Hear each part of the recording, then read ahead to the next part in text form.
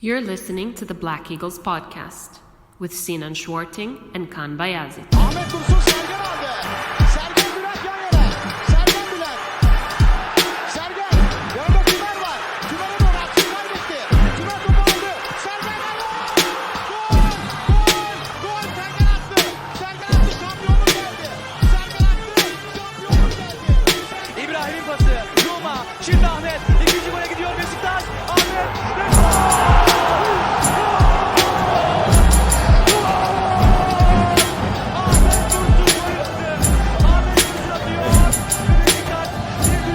Welcome back, everybody. Episode 103 of Beşiktaş International's The Black Eagles podcast. I am your host, Sinan Schwarting, coming in live from New York City with your favorite co-host and mine, Kaan Bayazit. How you doing, sis? Quite well, thanks. How about you? Not caught with the coronavirus yet, Sinan? Not here, yes. In New York, we're skating pretty clean somehow. You'd think it would be impossible given the international scale of this city, but somehow we're skating. Actually, so we had 28 cases reported, 27 reported back negative, which means they just had something else. And then there's one that we've been waiting on, and they can't get the proper tests in because our government is semi-functional. That's a whole other conversation. But so there's a potential case, but I think we're doing all right, honestly. How about yourself? Belgium's in the clear? I think so far. I know there's like a case like a little bit over the border in Holland. Yeah, the Netherlands is getting hit up. Well, Italy is where it's going off. Yeah, chain. My you may or may not know, but Kim, my missus, she works at a hospital. She's a lab technician in a big hospital in Antwerp, and they had an email sent around telling them not to be afraid of their colleagues returning from ski holidays in Italy. Oh. So that's the precautions they're taking. Actually, yeah, the one case that is in New York was actually someone who came back from Italy.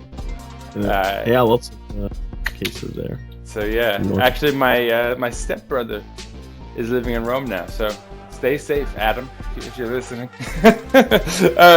I doubt you are. He's not a Beşiktaş fan, nor really much of a football fan. So unless he just likes the sound of my voice, if he misses me from abroad, my good old stepbrother. Anyway. Let's talk football. We have two matches to talk about, which is a sign of our own, whatever it may be. I think it's because you discovered the Mandalorian, Kaan. Oh yeah. Welcome to the 17 minutes or so of the match yesterday because I was so caught up in watching that. Luckily, it was on TV here in the States. Even there was not even a scramble for a feed or anything of the sort. Like. On the big screen, so I can fill in the gaps there. But Mandalorian is a great show, but we won't even talk about that, man. There's so much coronavirus, the Mandalorian, so many great topics to discuss. We should have like a separate talk show, Kaan, maybe. Talking about the Mandalorian, eh? Yeah, let's do it. Star Wars. Anyway, now let's talk Beşiktaş. We've got two matches: a match against Trabzonspor. And a match against Alanyaspor. More recently, we've got, once again, I want to give a massive shout out to Emre Hastur, Hugo, as we like to call him.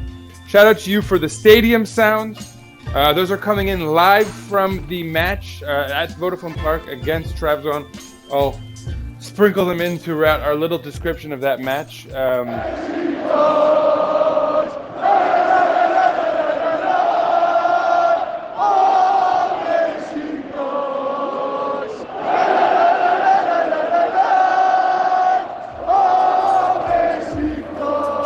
And besides that,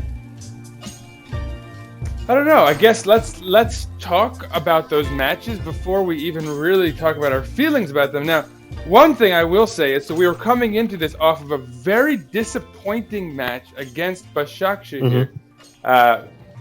Now, Kaan, I don't think we got your take on that because I did that episode with Evron. Yeah. So, like, that's a good sort of segue into the match, our descriptions of the matches here. What did you think? You know, we talked about how we wanted at least, I think, what did you say, 5 points or 6 points out of the 3 matches? Yeah, 5, I guess. 7, ideally. Or 9, ideally. 7 out of 3, right? Well, yeah. Well, what I told about Başakşehir is that that kind of exposed our weaknesses still. I think tactically we had the right plan. I think tactically we had an interesting plan. I liked how we were looking for setting up players on the edge of the area because we knew it was going to be difficult to find clear-cut goal-scoring opportunities against a well-organized Başakşehir side who were sitting back the entire match and preying on the counter.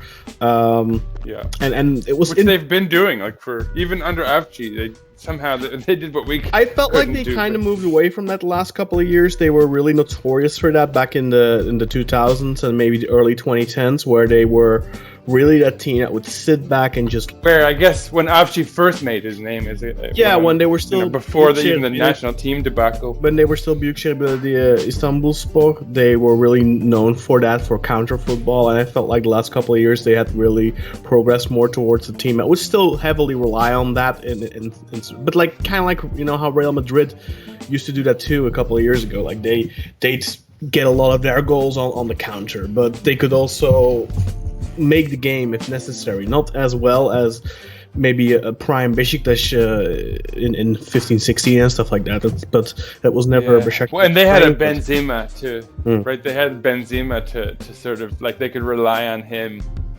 utilizing those quick counter attack. Like, I still like. Is he old enough that we could get him? Probably not. I think he's still. I don't think with our finances we will be getting anyone like that in the next couple of years. I don't think so. But anyway, I think Sergen had an interesting plan for that match. It didn't really pay off, unfortunately, because they did hit us on the break. Then Baba scored, of course. You and everyone talked about this last week. Yeah, we did. But we talked it all. Tactically, I liked what Sergen had prepared, but I just felt like there was a lack of quality up front, and I think that kind of came back in these 2 matches as well. If you look at the amount of chances we needed to score, ultimately. Well, and so let me cut you off there. So before we get into these matches, then, so going into the match against Trabzon, having lost against Başakşehir, how are you feeling then? Obviously, we're not going to get 7 points. That's impossible. With only the 2 of those 3 games remaining. We've obviously been. I think we assumed Trabzonspor would be the hardest of the 3 matches. In fairness, so maybe we were slightly overlooking, or I guess I'm speaking for myself then. Perhaps I was slightly overlooking Başakşehir to an extent.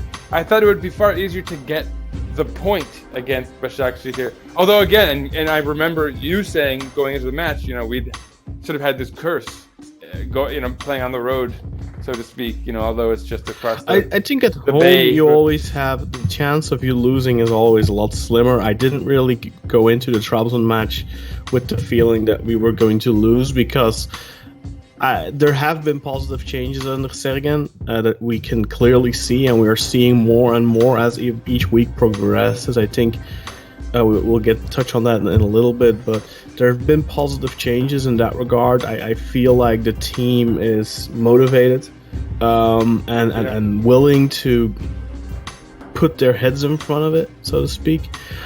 So let's talk Trabzon. Yeah, let's talk this match. Now, so speaking of changes, and I think that's a good segue into that match, there were 2, I would say, consequential changes to the lineup. Obviously, the main one being Boateng, who came in for Ljajic, and this was before he'd been injured in training. So I don't think, I think that was a conscious decision to put in Boateng after his obviously very solid debut. And then Jermaine Lens started as well. I think we were all sort of hoping for a Boyd. He'd come off a good match prior to that. But I think we were also all kind of generally excited about think- just the notion that Diaby had been finally I think displaced. Boyd, right? the good match that you're thinking of was this match for Trabzon, where he came on in the second half and made a good impression. So I think you're because He did come into this match. Yeah. You're right. Yeah. But I feel like didn't he get like wasn't it in the cup match or something? There was a match prior to this where he at least kind of felt like we'd seen enough to really want to see more. I mean, whatever. We're sort of treading too far into the past anyway, honestly. But yeah, I mean, needless to say, Trabzon was going to be a difficult result to get. I don't think it would have been realistic to expect 3 points against this season's Trabzonspor. Yeah, they're in side great form. with this season's Beşiktaş side, right? Given everything we had going into this match. Yeah, especially if you look at how easily they score. Again, today, for example, in the league, they had, and I know everyone likes to talk about XG, expected goals. Today, they had an expected goal of, in the second half, they scored 5 goals against Rizespor, and they had like an expected goal of 2.12 or something. So they'd fallen a goal behind, too, Yeah. right? So, Didn't they- but you have to let that sink in. So they had an expected goal of 2.12 with the chances to and they get, got 5. and they got so they're 5. just ruthlessly They efficient. are insanely efficient right now, and I think that also you can see that in the match against us, where I think Karius after a match said something like, "Oh, they came twice and they scored twice." Now that's not true. They had at least one more good opportunity with Guilherme that I can remember, and I think they had maybe like 1 or 2 half chances. But let's say they stuck their nose. I mean, they had 3 shots on target and 9 shots in total. So you're absolutely right that they definitely didn't just have 2. At least they had 3 on target. They had, but you know how that goes too. Like there's more to a chance than just a shot on target. And it's the same thing for us, of course. We had like 26 goals, 26 attempts, I think. 29 shots and 9 of them on target. Okay. Actually, so we were definitely the more prolific. We were side in that regard. incredibly active, and it was nice. I think it was. I don't know if you would agree with it, but I think it was maybe perhaps our best match of the season. I would. Offensively, at least. Yeah. I mean, no, not I mean, offensively. honestly, here's the thing, actually, that in a lot of ways, all of our matches under Sergen have kind of meshed in my memory, because our attacking, at least sort of initiative, has been really consistent, almost from the beginning, and the approach too, the sort of short passing. Yeah. The patient kind of moving the ball around the pitch, looking for something. It's really great to see. It's put the abilities of Nkudu, for example, on display a little bit more. I've been really impressed actually with his ability to cross. And in the beginning of the season, it wasn't really kind of coming together. Lately, it's he's showing to be much more It's technical. off and on with him, Yeah, of course. and- But but so it just goes to show you he needs a few chances, and every so often they'll come off. In a John Eyre sense, but without the lapses defensively, because he's not. We don't need him as a defender; he's a winger. But we are definitely far less reliant on the whole cross and inshallah type of approach. Very much, yeah. Well, and that's what I mean too, is because the crosses he's getting now are more clever because he's getting in a better position because they're moving it around, and then he'll be actually breaking into the box, and there's just more initiative and more momentum. So like the problem, and this is also consistent, is just the lack of a final touch. And sometimes it's on the pass, but more often than not, it's on the finish. Yeah. And this has been a Burak problem all season. Granted, the injuries, the inability to settle. He and Adem Ljajic are almost on like the opposite schedules as far as being in and out of the lineup. And if people will recall, at the end of last season, I mean, for the entire second half of last season, it was the Ljajic-Burak kind of connection that really sprung the team forward into that unlikely title run to attempt at a run. Burak definitely has had some misses. Not against Trabzon though. I think against Trabzon the main issue with him was that he was just very ineffective, and they kept him out of the match very well. But fortunately for us, we had Boateng, who. Yeah. Well, and so let's talk about what happened in this match.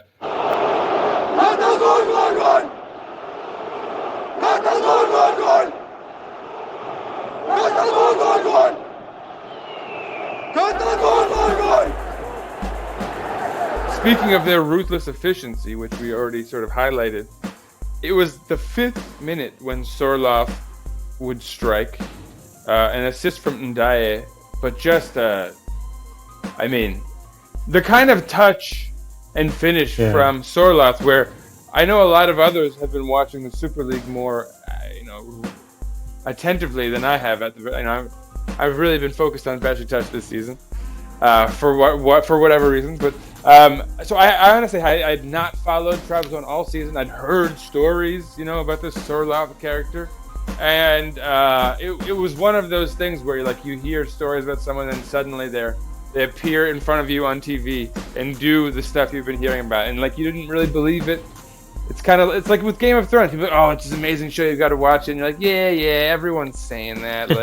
I've heard that before, and then you finally sit down for an episode or two, and it's like, damn, all right, I guess these guys were right. That was exactly what happened with Sorloth. Immediately, 5 minutes into the game, he strikes, just an absolutely ruthless finish, cutting into the box from the left side, almost hits the right post, just a perfectly placed finish, and bam, we're off to the races. What did you think of the build-up? Well, did you find that there was a foul on Atiba in the build-up? Should it have been disallowed, or do you feel that was okay? That was a fair duel? It's one of those ones where, absolutely, you felt you were getting that foul call, and so there's the old cuckoo.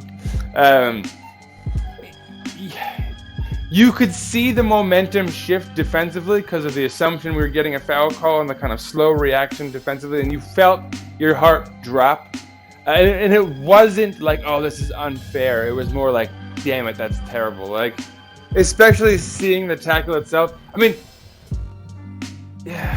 There's a foul, I think, honestly. I think he does do a bit of a shoulder charge, and I think that puts Atiba off balance, which then makes the tackle, which you'd say, oh, that's a clean tackle. It is, but it's only possible to make that clean tackle because Atiba's been knocked off balance from his shoulder, I think. Yeah, plus you can't see him coming, so... Exactly. I also... But yeah. The problem is that you totally see how that could not be called, honestly. It's one of those 50-50s. It's a foul, but, it's also a good tackle, so you could see how it would be rewarded, kind of, It's one of those things where I think a referee, where it's a kind of a judgment call, does the defending player go down easily because he's gonna... Because I hate it when defenders do that, and just... Me too. Yeah. You remember a couple of years ago, Ersan did it, and he was in total control of the ball, and he feels like the slightest bit of touch in his back, and instead of just playing the ball back to the goalkeeper, he drops. That was his problem, I feel like. Yeah, that was almost but he dropped on purpose, assuming he was going to get the foul call, and then they score because the ref didn't blow his whistle, which was just so stupid. I don't think that this was as blatant as then, but perhaps... No, and you know what? Now that you mention that, I feel like that's the sinking in your heart. It's from seeing Ersan and that sort of scenario play out. As soon as he drops and they don't call the foul, you feel oh my god, this is no, that's not right. But also here we go again. Plus, if Atiba stayed on his feet there, he would have still had the ball, I think, because there was or at least it would have made the foul more obvious because he would have gone through his body if he didn't fall. So he did do that anyway. He did go in between his legs, I think, to tap it. And then the ball stayed on the ground for what felt like ages, where Atiba was laying there a little bit. Reminded me of a video I saw, but anyway. But so the silver lining is that, as has often been the case, Beşiktaş is a much better side when they're a goal back, and we really took command of the match. 16th minute, they got a yellow card. Da Costa did, but despite, I would say, a fairly dominant half, and I think there were times when we had 70-something% of possession. The game ended 0-1 at the half, so Trabzon did keep that lead, and it was a little testy. I feel like we all felt that the match had certainly not been decided yet. but also we've shown such profligacy. There's a good one up front, such an inability to finish that.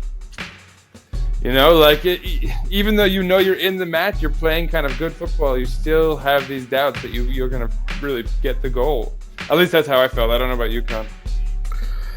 Normally, watching Beşiktaş, I would say yes, but this season has been kind of one of the... I kind of had that feeling against Beşiktaş too, it's Beşiktaş, it's only one goal. It's rare that we don't score, but this season it's less rare than usual, so... Yeah, it just feels like a wild, it's a crapshoot, especially if you're down a goal. I don't know why. It's like the stress. But it is at home in Vodafone Park, and especially I think now with Boateng, we do have someone on the pitch where I've kind of felt like in the first half of the season often that you didn't really know where the goal was going to come from. If Burak wasn't having a good day, then it just felt like, where's the goal going to come from? There's nobody on the pitch that you can rely on, except for maybe Vida on a corner or something. But which is actually exactly what. Yeah. But now one thing I do kind of have the feeling that you have a player where the goal could come from. You know what I mean? Yeah, for sure. Yeah. Well, and so let's talk about that. So, Gaston Campi gets a yellow card. Sturridge, by the way, who started the match for Trabzon, kind of a rarity. He comes out of the match fairly ineffective. If we're honest. I haven't. I guess that's sort of been the case all season. If he's not even in the starting lineup, but. Kamil Çorekci comes in for him, and just 2 minutes after that sub actually is the strike that we're talking about, and Burak Yilmaz again kind of showing more of his wing ability than his striker ability, but he's the one who sets it up. But Boateng, goal.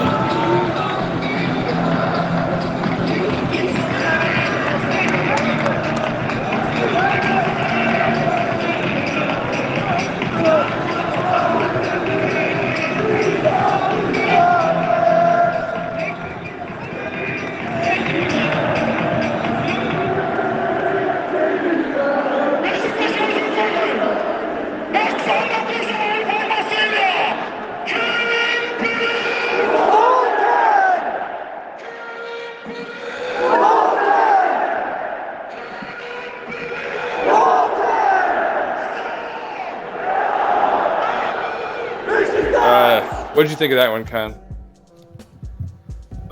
Deserved and very. I think, just kind of gave it a feeling that we're back in it. We needed that to take the full momentum of the match, which was already kind of in our hands. But good goal and Boateng, with his second goal for the club now in his second home game. And it's similar, I think, to his first goal, where he not less pretty, right? Less showy, kind of. But he pops up in the box in the right position, and then I kind of feel like that's something we've been lacking. Like everyone, I'm a fan of Adam Laic, the type of football that he plays. But there's one thing that he lacks is that ability to pop up in the box, and maybe he has one or two goals like that for his last season. But it's something he doesn't do effectively enough. He's somebody that likes to stay around the area, try and look for either a shot or a pass rather than really infiltrate the box. And that's something we really have lacked ever since we lost Anderson Talisca, is that extra body in the box that could reliably shake their defender, pop up at the first or at the near or the far post, and get in front of the goalkeeper and their defender, and maybe stick a toe in between there to pop it in at the near post or something, which is, I think, now twice how he scored. Yeah, and he knocks himself out on scoring that goal as well, which unfortunately I think kind of was the reason why he didn't start against Alanya this weekend. Yeah, that was a bummer. Yeah, he came up limping on his celebration. But he already had a couple of moments in the first half where I think he did really well to test Uğurcan, and Uğurcan was just having a phenomenal match. I another shout out to something sort of Trabzon. Man, they really are a team and I hadn't been watching much of them, and so to see, it's like when you're raising your kid, you don't see them really growing day to day, and so you don't recognize how. But when someone hasn't seen them for a couple months, they're like, "Oh my God, they're so much bigger." That's how it feels with Trabzon. I hadn't seen them in a while, and I've heard stories of their development, obviously, but to see guys like Uğurcan really become so good, it's really a testament to it's across positions now. They've had multiple guys all around the pitch who have developed. So they're giving opportunities to their own youth, like Yusuf Yazıcı, of course, Abdul Kadir, Ömür, and Parmak. Who's Parmak back. is already in his mid-20s, but Ömür returned today. And then, of course, Uğurcan has been there for a couple of years already, getting chances. And this season, a couple of weeks ago against Fenerbahce, he was phenomenal and really was probably man of the match and was one of the main reasons why they won that game. And again, here, I think ultimately it's a reason why they do get something out of this match because of Uğurcan, because of the amount of really good saves he made. Yeah, well, and so that's back to the match. Having gotten back into this match, having scored the equalizer here with Boateng, you really get the feeling we're not done. We've really we've commandeered the ship here. I am the captain now. We're moving forward. Diaby comes in for Lens, who's it's a questionable move, actually. I actually felt Lens had been having a fairly solid match, honestly. But tiring legs, you need to keep that in mind. Yeah, and especially because he hasn't been playing much, whatever. I'm not too. It's fine. This is actually a situation where a guy like Diaby is very useful because he's somewhat versatile, and you can bring him off the bench for guys who are tired in various positions. So, anyway, no problem, honestly. And immediately we were rewarded. Not necessarily because of Diaby, but yeah, Vida scores. Mm-hmm.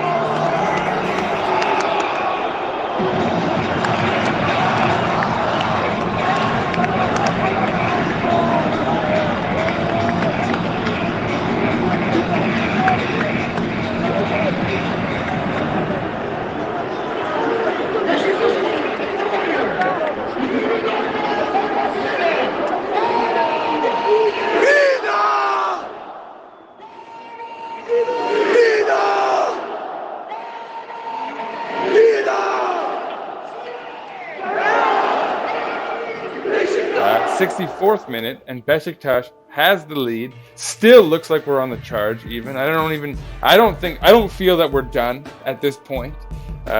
Whatever happens, regardless. But yeah, what do you think about that goal, Kaan? Kind of another sort of not the most aesthetically pleasing finish. Yeah, I think Uğurcan made a bit of a mistake on that one. But he's forgiven given the fact how good he was throughout the game for Trabzon. Yeah. So, and nice of him to at least give us an opportunity there. Clutch goal, but that's the type of goals you need sometimes. Unfortunately, it wasn't enough ultimately. But I think the more important sub that we're gonna get is Tyler Boyd, who came on for Boateng, and for the first time we really saw him in that central role. Yeah, and he was very versatile, and he would have to move out of that role. In the 87th minute, unfortunately, because they took out Nkudu, brought in Necip. Yeah. Which was the reason for our downfall. Which it always is. Another thing, and actually in the 66th minute, right after our goal, they brought in Ekuban for Doğan Erdoğan, and that would be an effective substitution on their part. Ekuban is really far more capable offensively, obviously, than Doğan. Yeah, and he's more of a defensive midfielder. Yeah, they're going attacking at this point. But yeah, then Tyler Boyd would come on the 78th minute, and then he with a yellow card in the 80th. They would take out Guilherme in the 87th minute, and I gotta say, I watched Guilherme fairly attentively in this match because of what could have been, and I don't feel that we missed out on too much. Good footballer, but I think we got the better deal with Boateng, short term at least. Yeah, obviously, and there are rumors. I think they're garbage rumors, but of us already looking to extend it for 2 years. I'm all for it, honestly. If it's not too expensive, I don't see why not. The option is for 1 year for 1.7 million, so it's probably going to happen. But we'll have to wait and see. It's a big contract, so yeah, exactly. Necip came on in the 87th minute, got yellow carded in the 90th minute, and we gave them the equalizer in the 91st minute. So Yeah, 92nd, I think. No, it was the first minute of extra time, officially at least. I don't know. Maybe I'm not there, and there would only be 5 minutes of extra time. So Sorloth once again strikes Ekuban this time, and really Ekuban made this goal. Fantastic cross, given too much time on the wing, as has been the case. There's the John Nair error, I think, and just it's the 92nd minute. There was a very nice image of yesterday in the match against Alanya where Janner was pulling a sprint in the 90th minute or something, where you see like the amazing close up on his face, you see him dying a little bit when he's running. And I think, if you ever in school, of course we all had to run, and I don't know if you have something like the beep test in America, where you have to run from one side to the other, like in beeping intervals, or like beep, and then run and beep. Okay, I think those are, what do they call those? They're like death sprints or something. I forget the actual name, but yeah. Anyway, I think people can relate if you've ever done that in your life to how Janner must have felt there. So it's easy to shift blame on him alone, and obviously. It's again over his side, There's a lot that goes wrong there, I think. Who is it? Is it Vida or not Gökhan?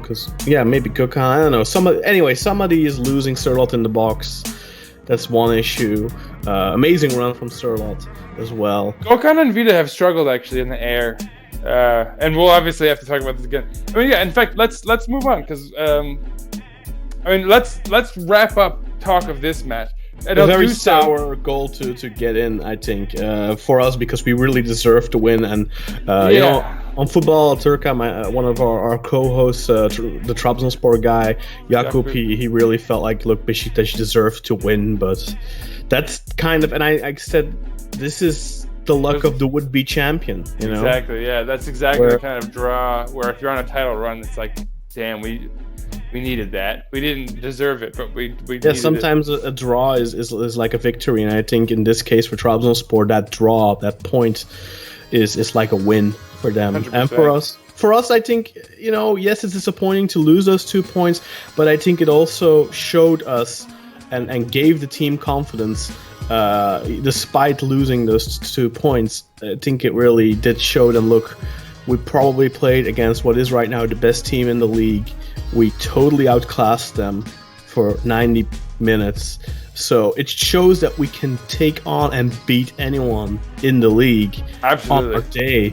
And I think that's a confidence boost. And especially, I think Sergen deserves credit for that. Tactically, the plan was just perfect. And unfortunately, individual mistakes, individual errors lead to us dropping 2 points. But the important thing is that tactically, we're going forward, we're moving forward, and we've spoken about this plenty, Sinan, that we just didn't see that. We didn't see light at the end of the tunnel because we didn't see the fundamental improvements for better football. We had that 6-match winning streak, yes, but the football wasn't great. Yeah, I think this was absolutely... We talked about these 3 matches as being the big kind of testing, the testing grounds for Sergen Yalçın, because this is really good competition. All 3 sides have been solid all season and have been really playing good team football.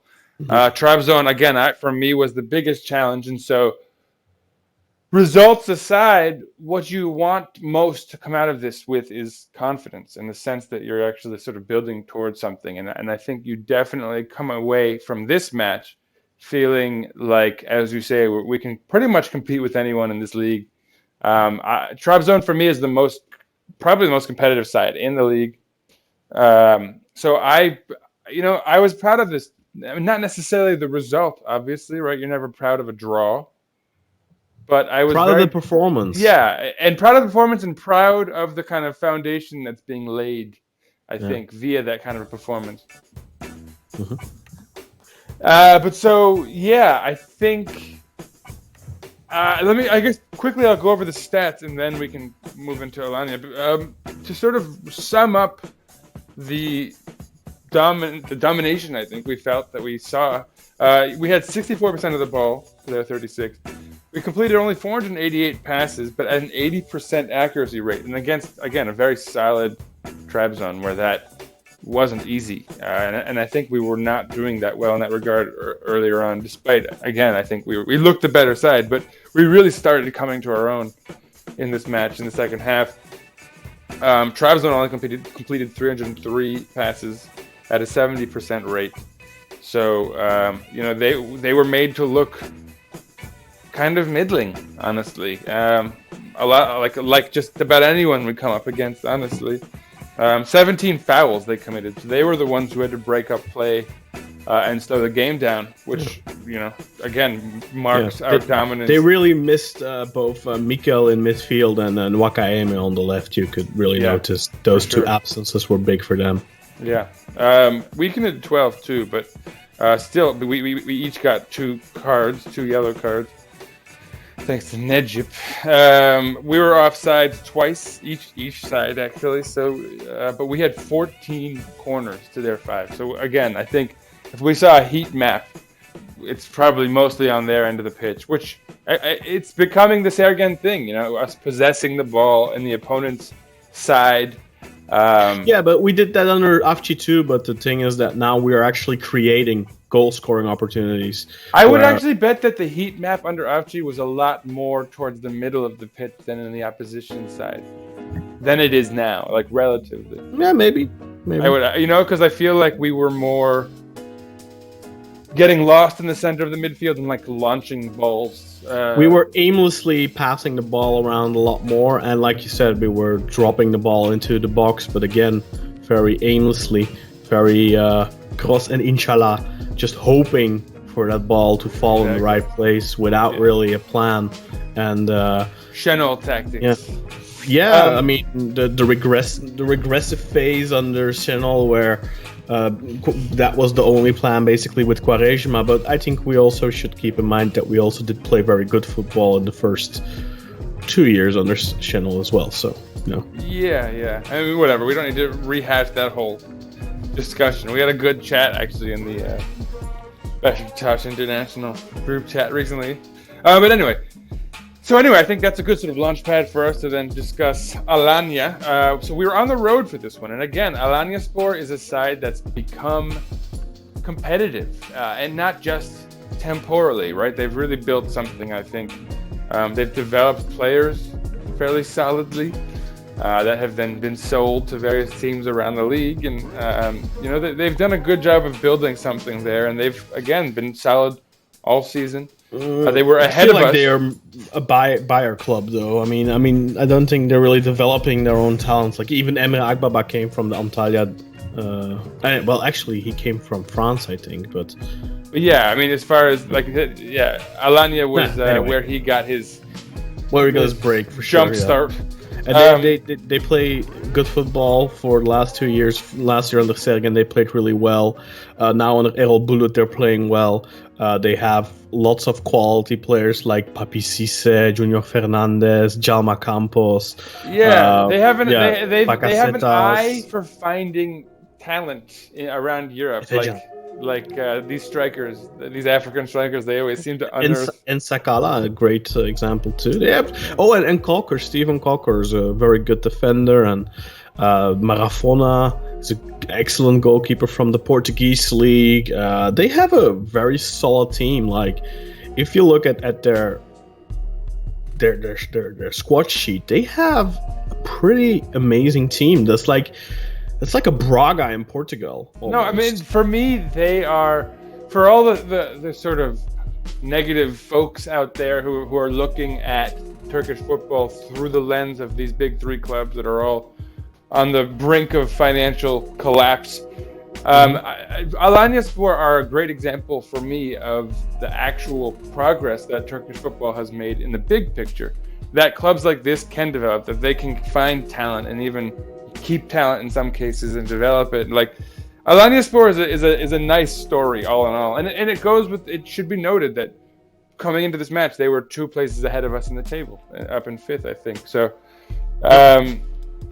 this was not going to be easy, but we were coming For sure. in. I mean, I think, on the road. especially being on the road, in Anatolia is never easy. But They had just held Fenerbahce to a 2-2 draw in Kadıköy. yeah, and they've been bringing good results all year against bigger opposition. Yeah. Supposedly. Last week, narrowly lost through a penalty against Sivasspor, ironically.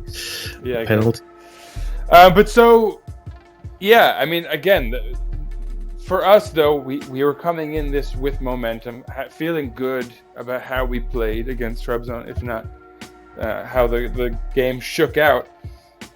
But so lineups. There were some exciting changes here. Jermaine Lenz has solidified his place as the starting right winger, it would appear. And Tyler Boyd entered here as the starting sort of central forward / attacking midfielder, behind the striker. But besides that, there were no other changes. Nkudu, Burak Yilmaz, Atiba, and El Neni sort of remain as the two midfielders in the center of the pitch. And the defense stayed the same, Karius, etc. So, I guess let's talk about this match, Kaan. What were you going into this match worried about regarding Alanyaspor? What I was worried about, if I'm honest, I expected a lot more from Alanyaspor than what they showed over the 90 minutes. And even Errol Bulut after the match said, the coach of Alanyaspor said, Beşiktaş deserved to win and we deserve to lose. And I 100% agree with that. I think Alanyaspor did not.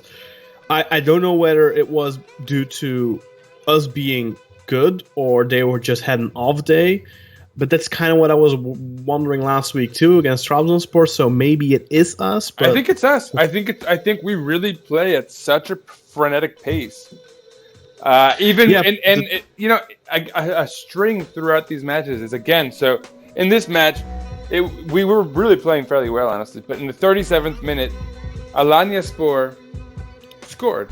They took the lead, and so us going down a goal seemed to really give us something, but I mean, this time we were really playing already well to score before that. And we had a good opportunity with Burak. We had a couple of other opportunities within the first 30 minutes where we really should have probably taken at least scored one goal. And it was just one of those things again where you remember, like 4 or 5 months ago, we were talking about Murphy's Law. Everything that can go wrong does go wrong. Yeah, and I still kind of feel like at the back, I mean, Karius.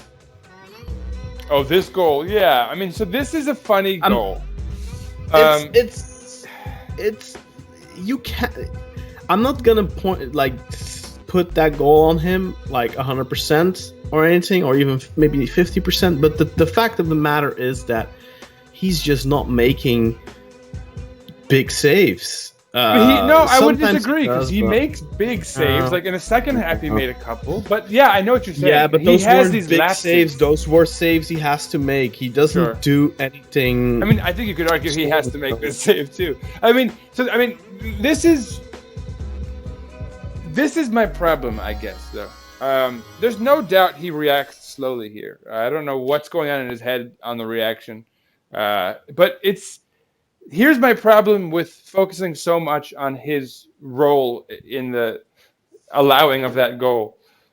First of all, there's a cross allowed from Bulut. Was it Umer Bulut? I don't know his first name, but Onur Bulut.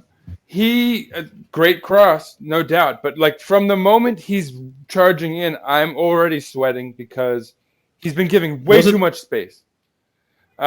Secondly, Junior Fernandez, the scorer of the goal, gets somehow where there are two defenders in front of him, he ends up being one-on-one with Karius to put with the ball put on his head perfectly.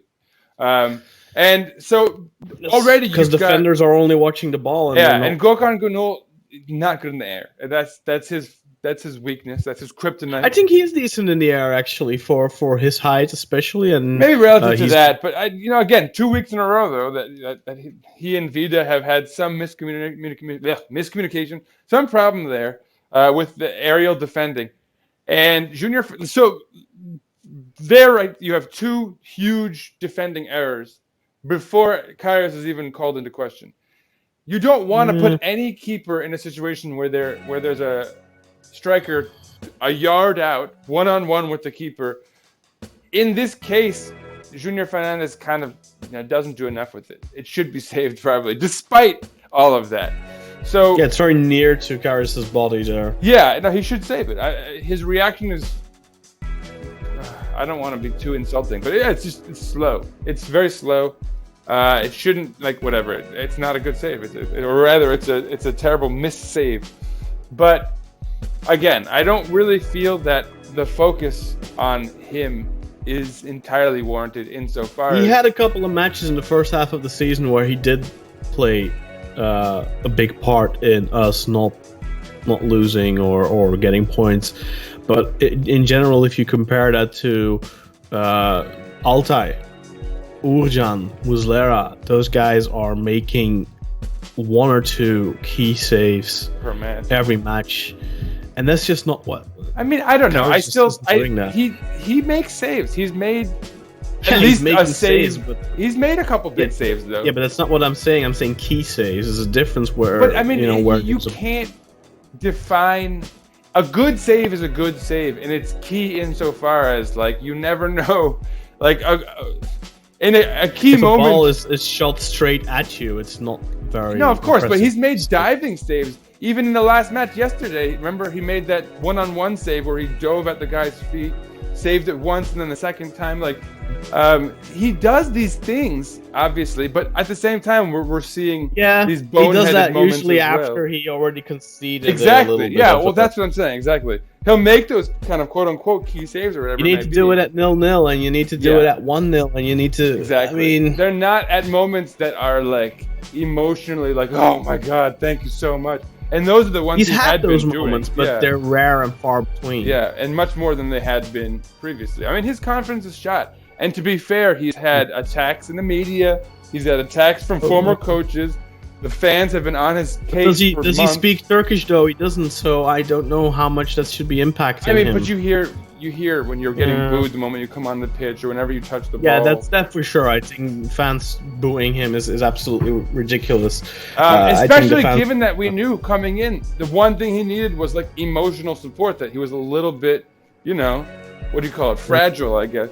But one thing I have to say, and I really feel that these are the steps that need to be taken in these situations that have not been taken.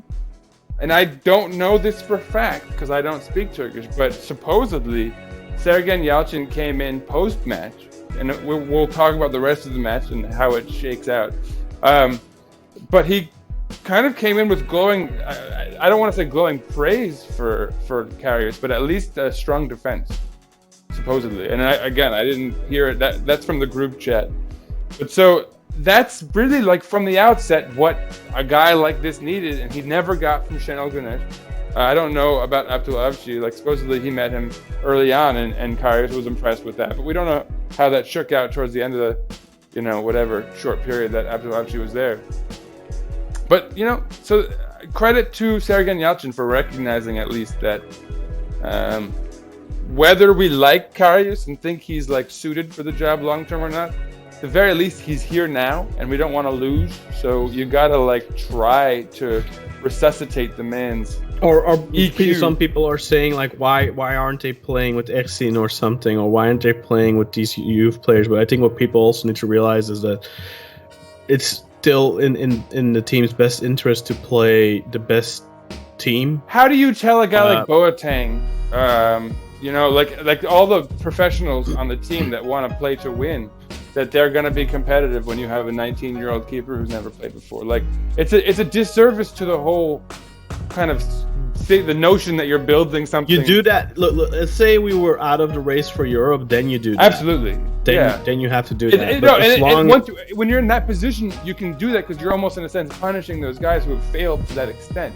But if you're still in a position where we need you to compete, we're trying to win, and then you're doing that, right? You're sending mixed messages. So, yeah, I mean, qualifying for Europe is the absolute most important thing we have to do right now.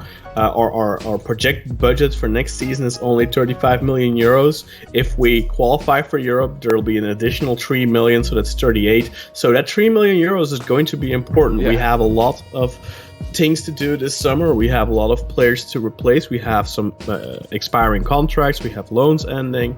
There's going to have to be some activity on the market. We're probably going to have to go after a lot of free agents or loans again. Yeah. But still, budget-wise, in terms of wages and stuff like that, we need as much as we can have. So an additional 3 million is very important. No, yeah, if we want to have. we're penny pinching Yeah. right now. Anything we Yeah, can we get. definitely are. So Beggars are not choosers. But anyway, so here we are. We're in this match. We're now down a goal. Whoever we're putting this on. Junior Fernandez, 37th minute. And so, yeah, again, we're nervous. Although, I feel like we're not. I still, we've dominated this match. This game in particular feels... It's hard to imagine us not scoring at all. I envision trouble because we've struggled this whole match kind of in the final end, but it's hard to imagine us not scoring. 42nd minute, Siopis gets himself a yellow card. But anyway, we go into the half, still down a goal, but I think also not feeling too dire. How do you feel about that, Kaan? That assessment? it was just 1-0, so you can come back. We saw that the week before, but it's a nasty habit we're developing. Yeah. We need to not go down a goal. We need to just for sure. score For sure. and take the match by the throat and just win. Yeah. Simply, and not always have to struggle like this. Against Trabzonspor, it's one thing. Against Alanyaspor, it's another thing, of course. These are top sides in the league right now, but we are with this match behind us, we have played now 6 out of the top 10, including ourselves. That's so 6 out of 9 potential opponents. So we only have Galatasaray, Fenerbahce, and Sterberli left. Fenerbahce will be towards the end of the season at home at Vodafone Park. We still have to go to Galatasaray in a couple of weeks. But apart from those, Yeah, no, we have the weakest we are playing, strength of schedule. Yeah, we all kind of have the same schedule because Fenerbahce, Sivasspor, Trabzonspor, and Alanyaspor all kind of had that same fixture where they But have played Galatasaray has almost it really tough. Only Galatasaray have had the right column of the table pretty much so far, and they have only had Fenerbahce from the top 7. So they're going to go into a theoretically tougher schedule now. Our schedule on paper is going to be easier. We're going to face teams that are in the relegation zone. Of course, in theory, that's easier, but in practice, Yeah, well, those guys have more to fight for too. Yeah. Yeah, exactly. So that's Sparta in terms of mentality. quality, they should have less quality on paper. So we should really be trying to take those teams by storm. In practice, of course, that's probably not going to be how it is. Well, and so speaking of habits, though, so 62nd minute still, we've made it this far without a goal scored on our end. But Boateng comes in, and the habit being that Boateng, no Boateng, no party. But with Boateng, plenty of parties. That had a bit of a Yoda voice to it. Ceyhun Gülselam comes out for Salih Uçan. So that's a fun little Alanya sub of two familiar faces for fans of the Super League.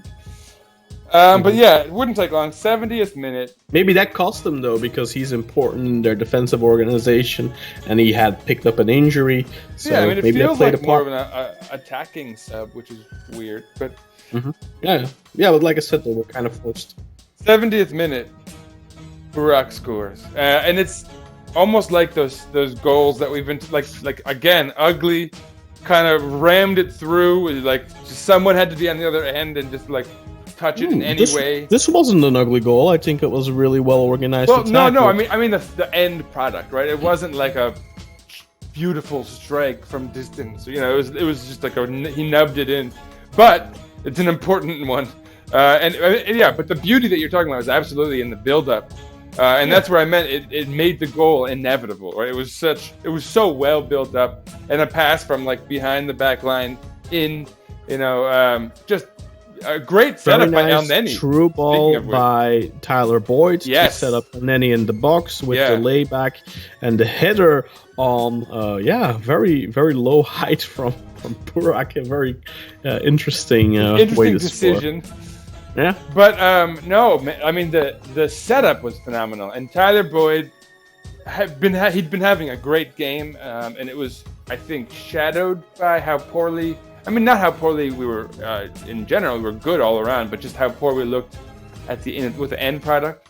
I don't think that was on Tyler Boyd, and so it was nice that he played a very influential role in this goal. And nice again. El Neni looking good. He's really settled after that rough stretch towards the end of the Avci reign. 76th minute, 6 minutes after that goal, this sub made me nervous, I'm not going to lie. Pektamek came into the match for Junior Fernandez. I was glad to see Fernandez leave because he'd actually been somewhat effective in this match. But Pektamek... He had already scored once against us this season for and Kasımpaşa. it's in the cards, man. It's like, it just feels like he wants to score. And he came out with so much vigor, more than I'd seen for us in some time. I mean, not he always really that had. surprising. He always had the vigor. No, he really looked like I was scared, honestly. Like We still owe him a couple of million from that 6 or 7 million he's earned over the last 5 years. Yeah, come on, for sitting around. Being But injured. so 2 minutes later, Diaby would come into the game for Boyd. I was disappointed, but not surprised. Boyd had played a long, active game, so. Yeah, Sergen said that as well after the match. Boyd is a player that works hard. And he's still getting used to playing full matches, right? This is a nice change of pace. His first start, I think, in the league since Sivasspor in the first half of the season, maybe? I don't know. Yeah. been a while. And just this was the kind of performance I think many of us had hoped for from the outset, honestly. He had already shown good things last week, and it's nice to see Sergen not just going. I think in the Yeah, it's first not just opening words, couple of right? weeks, I think in the opening weeks it's normal that a coach is going to go largely with the on paper strongest 11, or at least the players that started a lot under the previous coach. The safer bets. Yeah, and once he works a little bit with the group and starts giving, because he does give opportunities, which I like, and he's given those opportunities to Boyd, and Boyd has taken those opportunities, maybe not necessarily in terms of direct contribution to the score sheet, but he has put in his shifts, and he got rewarded for a good performance as a sub last week against Trabzonspor. And I really hope that he's going to continue to reward Boyd now with a start against Ankaragücü, I guess we play next. So Ankaragücü.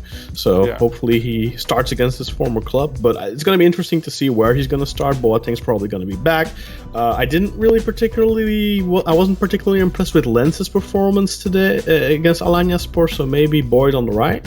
Yeah, I would hope so, honestly. And we'll see. But so that leads to, I think, probably the main talking point for this match, which is that we would strike. But in weird, maybe slightly problematic terms, we would get a penalty. Well, we had scored already from open play, but it got disallowed a couple of minutes before. Then there was another penalty shout where Burak controlled the ball a little far from the foot, I felt like, and then collided with the goalkeeper Marafona. No penalty there. It was actually more questionable but it was fair game. I don't think it was a penalty at all.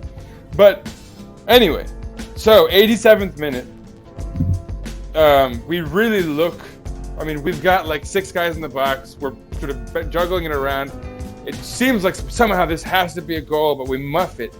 But there's contact somehow. There's a handball, supposedly. And so we see the replays. There's no doubt. There's absolutely a handball.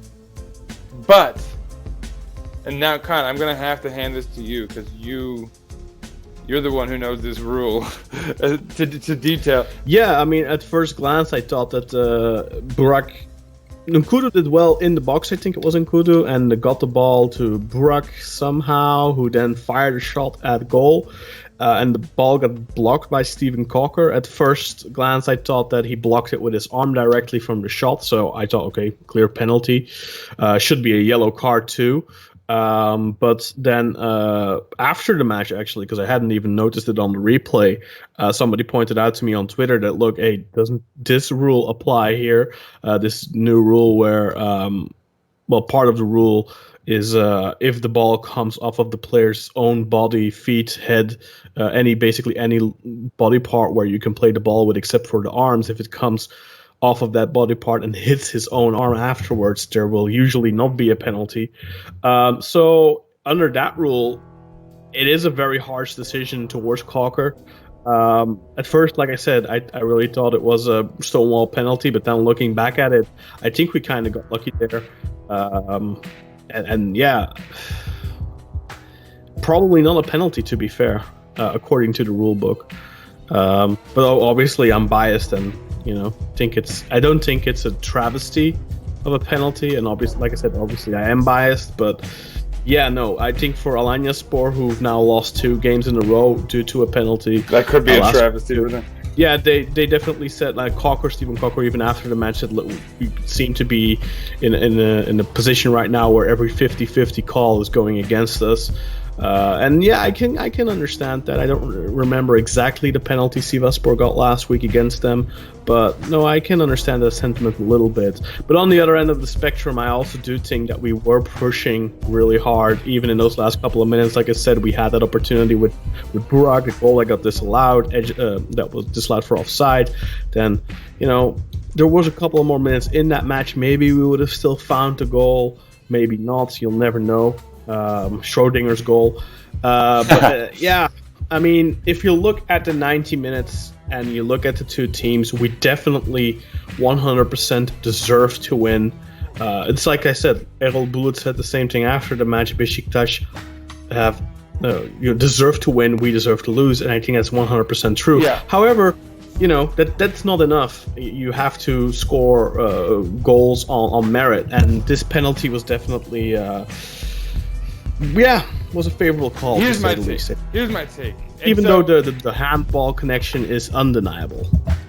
I have softened my stance. I initially was like, no, you're wrong, Kaan, and this is why. And so now my take is nuanced insofar as, and you've already kind of alluded to it, I really feel like, penalty or no, we would have probably scored a goal if that penalty was not awarded. Yeah, and I have forwarded the video footage to a referee, by the way, because I really want to get a professional take on the position, because I'm not sure if it plays a part, but the ball is still moving towards goal. Yes. When he blocked and it. So this is what I'm going to say.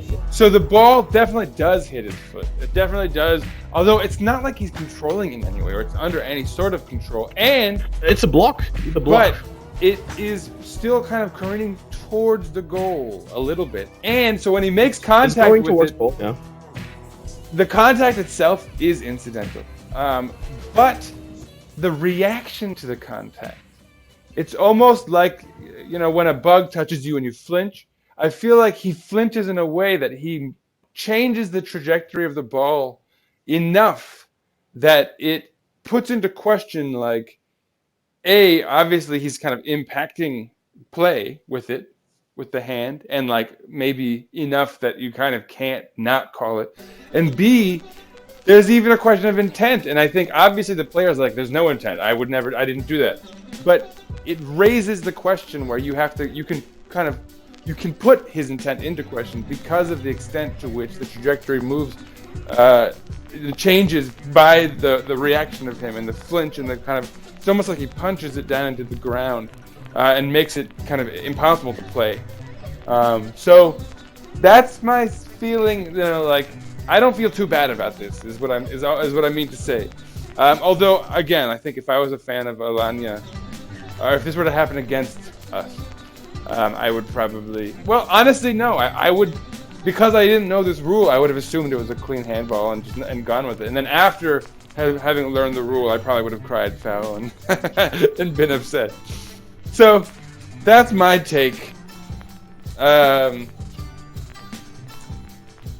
Kaan, What do you got any follow up there? Well, I think that looking back at it, I don't think he can do anything about it. There's no chance for him to move his arm away. I don't think his arm is in an unnatural position. I think given the movement of his body, his arm is not in an unnatural No, yeah, that's right. position. No, I'm saying, yeah. the initial contact is fully incidental, I think. Absolutely. But I just think the way his hand comes down on the ball, and again, whether it's intentional or not, it really, like, it ends up, like, coming out like a punch, you know? On a shot towards goal, intent is no longer important. Before, intent was always taken into account, but on a shot toward goal, intent or no intent is if your arm is not next to your body, if your arm is making your body unnaturally bigger, which is also open to interpretation because, like I said, it all depends a little bit on is it a natural movement or not for the referees. But their intent goes out the window. But like I said, this is not a shot that is going towards goal and getting blocked by his arm directly. There is the block with his feet beforehand. So, Well, maybe we got lucky. It's okay. If you have to call it down the middle, you have to say it how it is, and I think we got lucky. Like I said, I think we probably did get lucky. But my defense is actually more for the referee. I get it. I fully get it. I fully get why one would think it's a handball, and then even why the VAR booth would, because it's a new rule, A, and B, there's just question marks. It's just there's just too much movement, too much stuff happening there.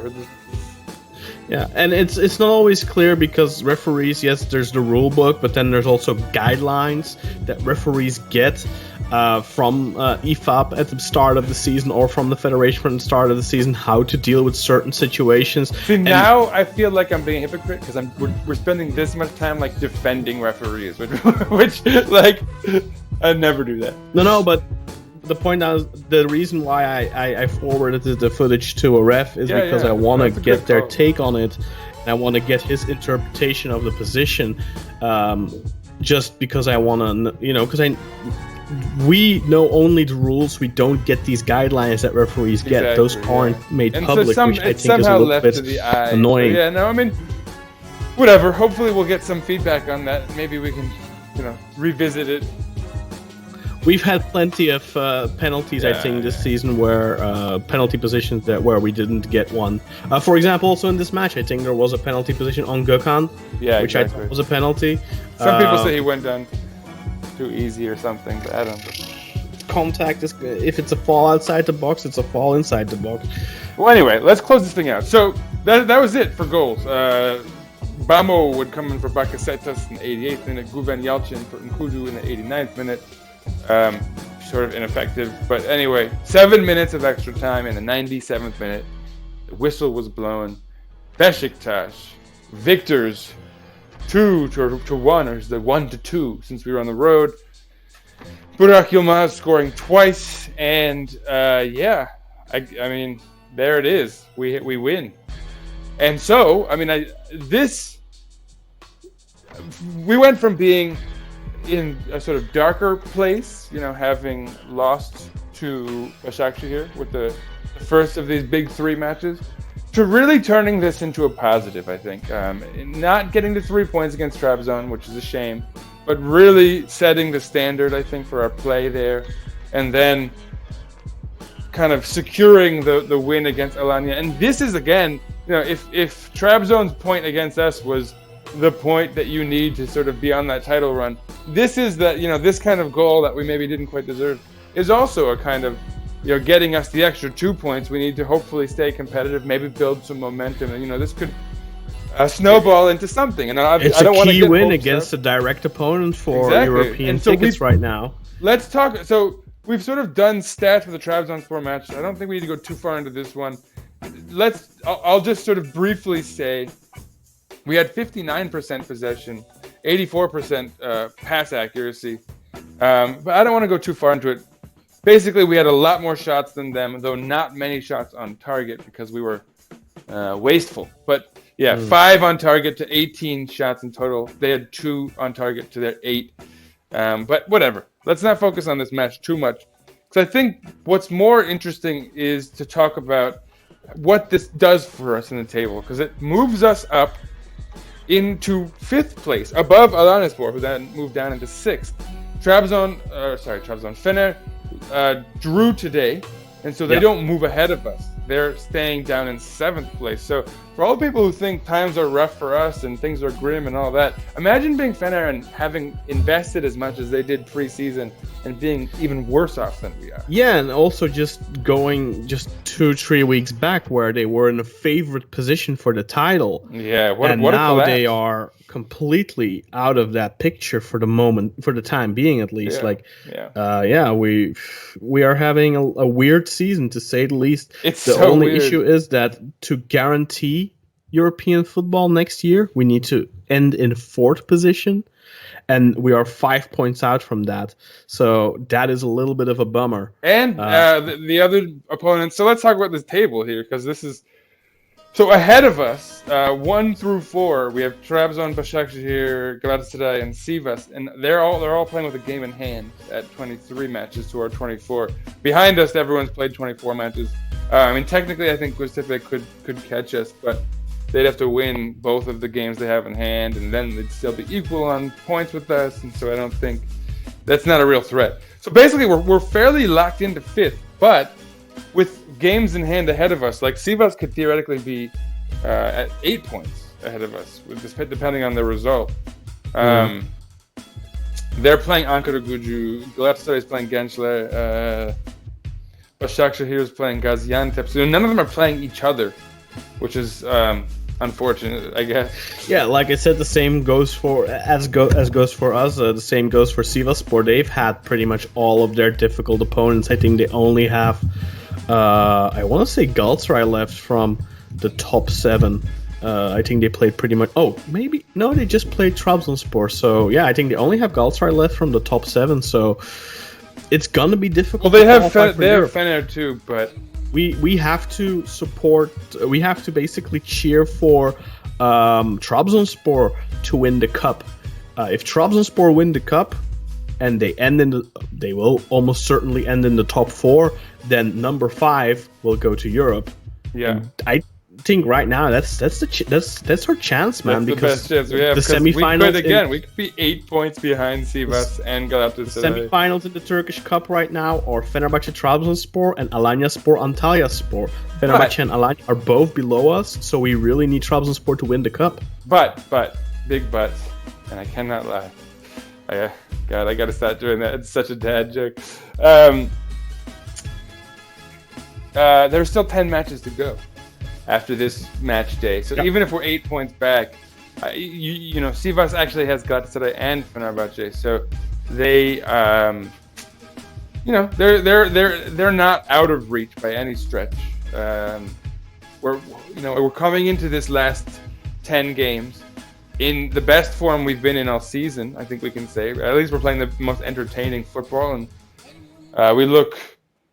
The most sort of ready to at least see what, to make something of these final 10 games. So cross your fingers. There's definitely hope at the end, or light at the end of the tunnel, but we have to improve on especially defending, on chance conversion. Mm-hmm. We need a Burak Yilmaz to stop being, well, he scored twice, but he was really, I think he didn't put in a good performance. We need him to pick up form. We need guys to stay healthy, and we need to stop conceding on the first opportunity for the opponent all the time. Like this twice in a row now, where basically the first chance is a goal. Focus, buddy. Not just him, No, yeah, the whole defense. I mean, John Air has really slipped. It's a shame that we're not playing Lubosha, because this would have been a chance for him to, maybe provide a spell of relief. But yeah, let's move on. There's actually lots to pay attention to. This is kind of an exciting time to be alive, if you will. Upcoming, we are playing Ankaragücü again. It's a Friday match, noon, March 6th, noon, that is, here in New York City on the Eastern Standard Time. So Kaan, I believe that's a 6 o'clock for you and a 7 or 8 o'clock in Turkey. So whatever. Check your local listings as always. But yeah, I mean, Ankara Gücü's a side that they're not looking too good. Honestly, they're in 17th place in the relegation zone, somewhat firmly down there. I mean, they still have a hope of Konya and even Rize and Denizli and Yani Malatya are kind of in the zone above them that they can still get out. But I don't know. They made a bunch of changes at the midway point of the season, and it doesn't seem like it's setting that well. I think we should. For who? For Ankara Gücü. Oh, it is. What are you talking about? It's going well for them? Yeah. Is it? They're climbing out of the hole, man. They beat Fener like 2 weeks ago. Yeah, I mean, they're not Lost really the out of the derby. hole. They're definitely No, still but in the hole. they have perspective. They are only no, they could pass Konya. 2 points. 2 points removed from safety right now. Yeah. But they have Sivasspor tomorrow, I guess, or whenever you listen to this, it's probably already been played. But then they have us next week. And they have us at Vodafone Park. If it was in Ankara, I'd be definitely worried to drop points, but I think at Vodafone Park, despite the fact that Ankara Gücü are looking more formidable now than ever, we need to win that. Our home matches, our remaining home matches, I don't think we have any real tests at home, except for Fenerbahce in like week 33. I'll say so. For Ankara, like they lost to Konya, drew Kayseri, drew Kasim Pasha, beat Yani Malatya, but they were a man down. Then yes, they beat Fener, which was obviously their big result. But that whatever sort of morale they could have gained from that may have been lost, because last week they dropped. They lost. No, I don't think so. Gensler. I watch them regularly, and they play good football, or good enough at least. I don't think they will be relegating. Also, they've lost the Ankara derby against Gensler. Yeah, we'll see how they fare against Gensler. Sivas. Are not a bad side. I mean, Gensler are currently in 10th position. Yeah. I just, I mean, we got to be able to beat these guys. But it's not a given. It's not an easy match. We failed to beat them when they were still a bunch of old crackers and youth players. We drew 0-0 against them a lot. So, nothing's in the. You can never count your chickens before they hatch. There's no guarantees, especially in the Turkish Super League. It's more competitive than ever. Every team can beat, any team can beat any team. I think that gets proven constantly. So, Well, and so the important point to mention is that this match against Ankara Gücü will be the final match before our derby against Galatasaray. And so that match on the road in the Türk Telekom Arena, that's going to basically be the decider for certainly Galatasaray's season. It's going to be key for them. Right? If they lose to us, they're going to be struggling in the title race. But at the same time, for us, it's just as vital because that's going to be the determiner for us as far as like how competitive can we be? How high can we sneak up in the tables potentially? If we can get the win, the W against Ankara Gücü, cross your fingers, wear your lucky socks, whatever it is. Who knows? Who knows what happens next week with the teams above us? They're now 5 points above us. Maybe they stay within shooting range by the end of this week, and then next week maybe they drop points again. And so if we can beat Ankara Gücü going into that Galatasaray match, there could theoretically be quite a bit hinging on our performance as well. So it's going to be a great match, as they tend to be, a derby late in the season. But, I feel like we've done a pretty good preview of what's upcoming. Anything else to say, Kaan? No. Just don't you dare! Let's go, Beşiktaş! Go, Beşiktaş! Don't you dare do it, John. No, follow us on Twitter. You know the deal. I'll put this stuff in there. Yeah, exactly. We won't dwell on it this week. And sorry for the late episode. We'll be more regular. And We promise it all the time. And congratulations to Nilay for winning a shirt in our giveaway contest on the Football Alla Turca podcast. So if you don't subscribe yet to Football Alla Turca, go and subscribe, and maybe you can win a shirt in the next couple of days.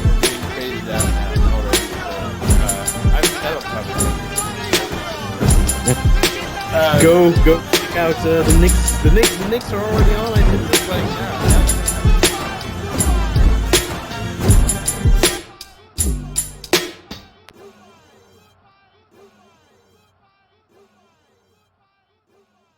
Beşiktaş International hopes you enjoyed this program.